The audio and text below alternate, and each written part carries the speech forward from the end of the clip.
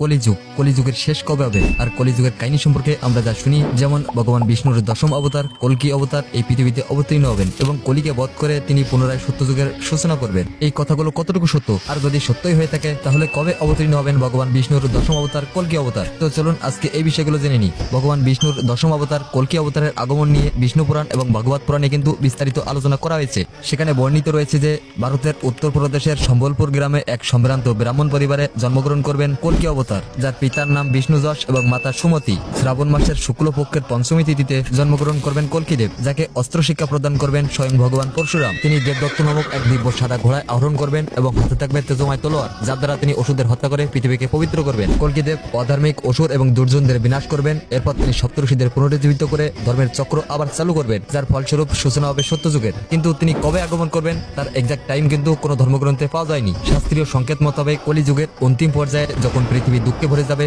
ব্রাহ্মণ গুরু ধর্ম নারী সব সম্মান হারাবে, খাদ্য পানি বায়ু সব দূষিত হয়ে যাবে, রাজারা লোভী হয়ে যাবে এবং নিষ্ঠুর হয়ে যাবে, তখনই কল্কিদেবের আবির্ভাব ঘটবে। এবং বিভিন্ন সনাতন ধর্মীয় গ্রন্থে উল্লেখ রয়েছে যে কলিযুগের আয়ুষ্কাল হবে 4,32,000 বছর। এর মধ্যে মাত্র 5,127 বছরের মতো অতিক্রান্ত হয়েছে, অর্থাৎ কলিযুগ এখনো অনেক দীর্ঘ সময় পর্যন্ত চলবে। তাই কল্কিদেবের আগমনেরও এখনো যথেষ্ট সময় বাকি রয়েছে। তাহলেই একবার ভাবুন কলিযুগের অন্তিম পর্যায়ে কতটা ভয়ঙ্কর হতে পারে। এবং এই সবকিছুই সত্য, কারণ ভাগবত পুরাণ কখনো মিথ্যা হতে পারে না। জয় সনাতনী।